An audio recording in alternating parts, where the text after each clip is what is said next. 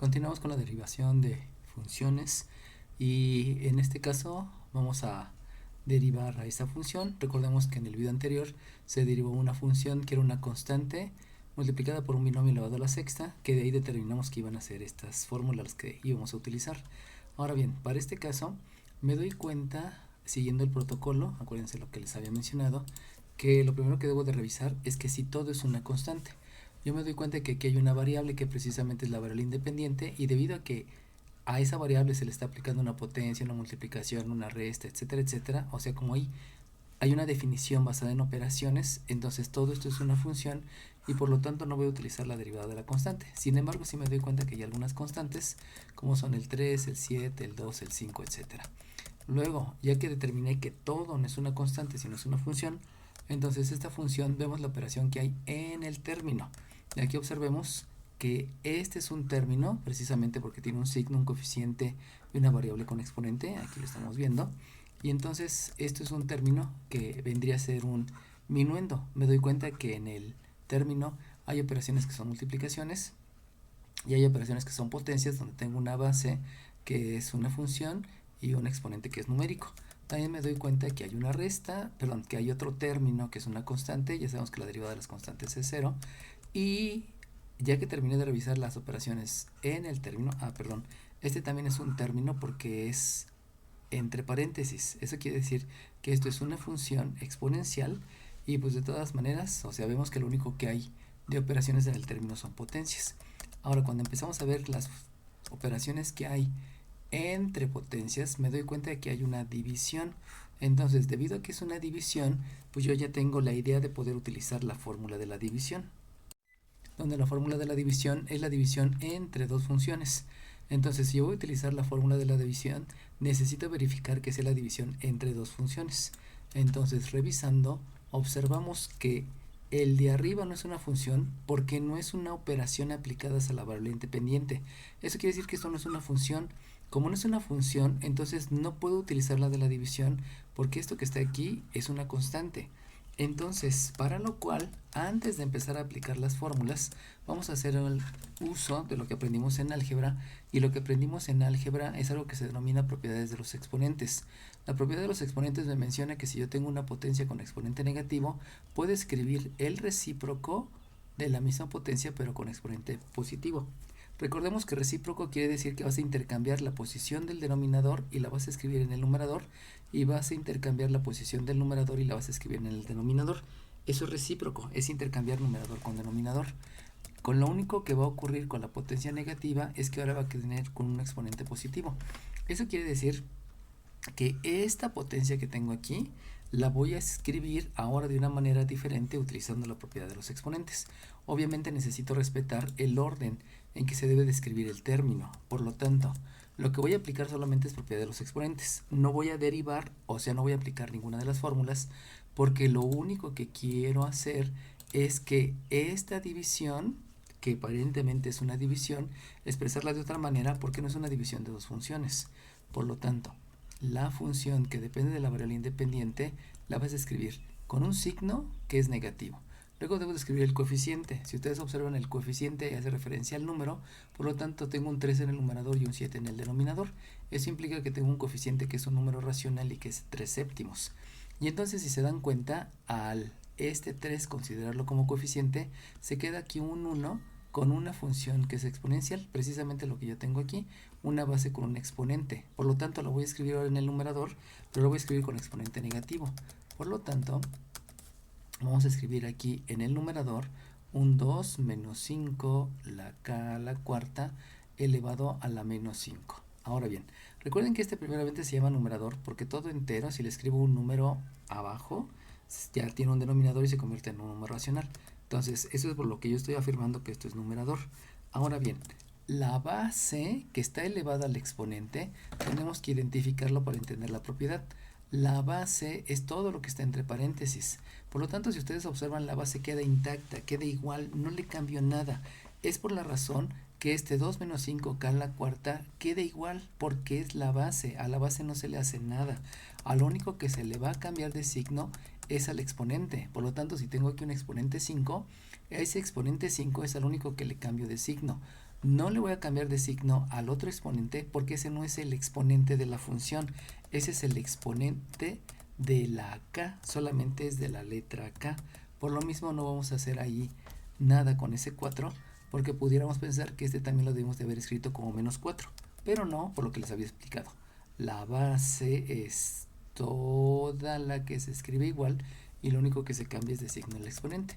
Por eso aquí sabemos que entonces el exponente que debe de quedar es un exponente -5. Y ahora sí, vuelvo a hacer el análisis de esta función. Acuérdense que ya había visto el análisis en el término. Y entonces observo y me doy cuenta que al revisar esto, yo tengo una multiplicación. Recuerden que ahorita estoy viendo las operaciones entre términos. Y esa multiplicación es de una constante por una función. Por lo tanto, al igual que el anterior, voy a utilizar una fórmula de una constante por una función porque no tengo dos funciones. Si hubieran sido dos funciones hubiéramos utilizado la otra fórmula. Ya sabemos que la otra fórmula habla precisamente del producto de dos funciones, que es la que tengo aquí mencionada.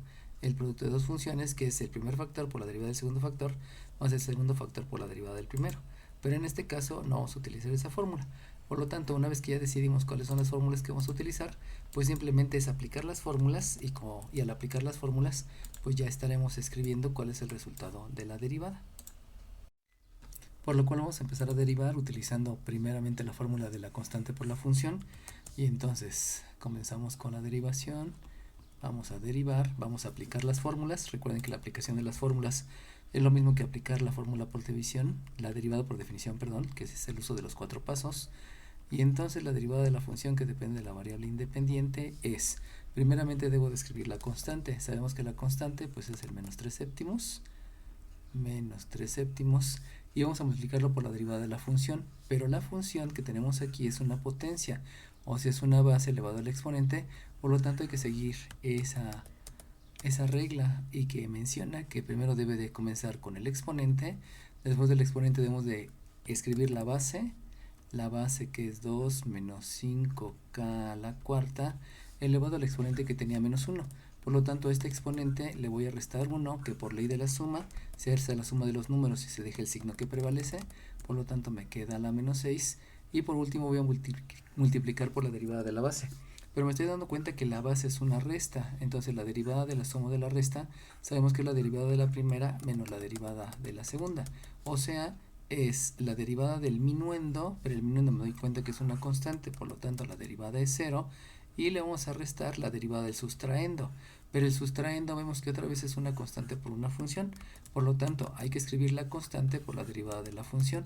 Eso quiere decir entonces que la constante que yo debo escribir es un 5 y luego debo multiplicarla por la derivada de la función, pero la función vuelvo a ver que es una potencia, por lo tanto otra vez hay que seguir la regla que menciona que primero hay que escribir el exponente que es 4, luego la base que es la letra k elevado al exponente que tenía -1, lo cual es 3, y por último lo multiplico por la derivada de la base, donde la base solamente es la letra k con respecto a la variable independiente que también es la letra k.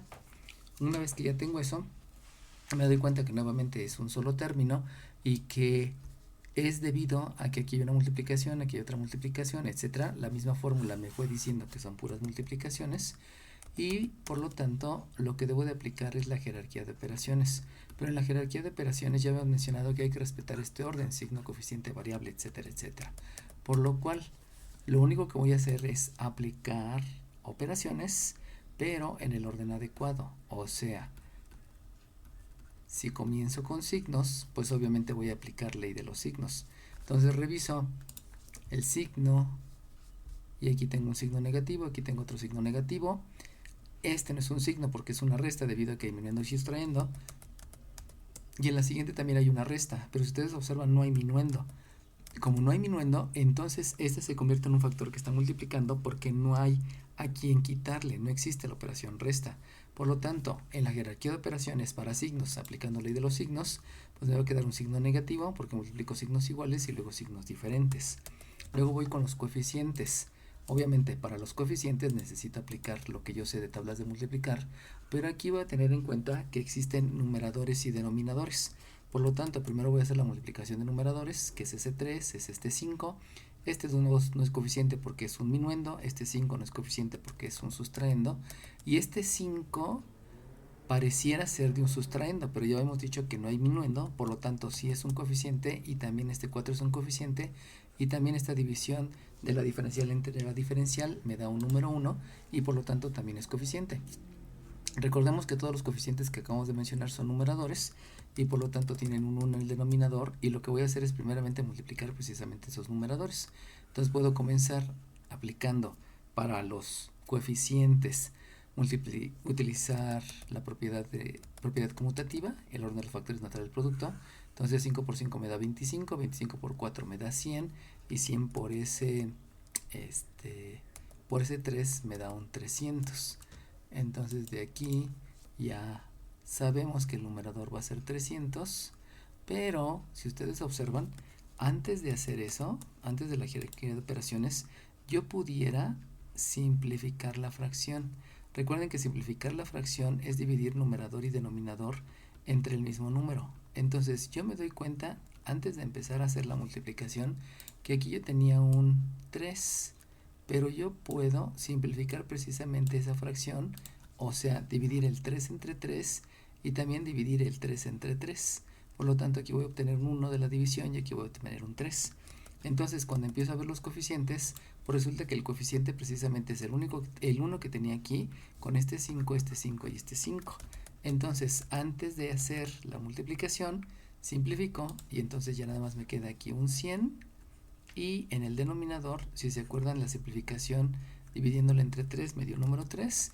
Y como no hay más denominadores, bueno, sí hay, pero todos son números 1, pues simplemente el 3 por los demás unos me sigue dando 3. Y ya tengo el coeficiente que es 100 tercios. Luego, después de los coeficientes, recordemos que me tengo que ir por la variable con exponente. Variable con exponente, observamos que esta no es variable con exponente debido a que es un sustraendo. Aquí hay minuendo, una resta y hay un sustraendo. Y entonces esta variable aparentemente también es un sustraendo, pero como el minuendo no existe, por lo tanto no hay resta, y entonces se convierte en un factor, y por lo cual sí tengo una variable. Escribo la variable que es k, escribo su respectiva exponente que es 3, y por último me voy a las funciones exponenciales. Recordemos que la función exponencial es una base, donde en esa base precisamente es una función, o sea, es una definición definida por operaciones. Si ustedes se dan cuenta, aquí la variable k tiene una multiplicación, tiene una potencia, tiene una resta, etcétera. Por lo tanto, es una definición basada en operaciones, y eso es una función y se le llama función exponencial porque tiene un exponente. Pero aquí el detalle es que recordemos que dentro de cómo debemos de expresar los resultados, debemos de acordarnos que no debe de haber exponentes negativos. Como ya voy a escribir el resultado, no puedo tener este exponente negativo, y ese exponente negativo, para que no aparezca así, aplicamos la propiedad de los exponentes que ya les había mencionado, donde tenemos que si tengo una base con exponente negativo, la puedo escribir como su recíproco con exponente positivo. De tal manera que si aquí tengo un exponente 6 y esta es la base se va a conservar tal cual, y lo único que va a cambiar es el signo del exponente. Eso quiere decir que vamos a escribir en el denominador 1 entre el denominador, donde el denominador tiene una base que es 2 menos 5k a la cuarta, y el exponente de esta base que era negativo se va a escribir solamente el 6. Recordemos que esta base 4 pertenece a la base, y si ustedes observan, la base no se le hace nada, se deja idéntica.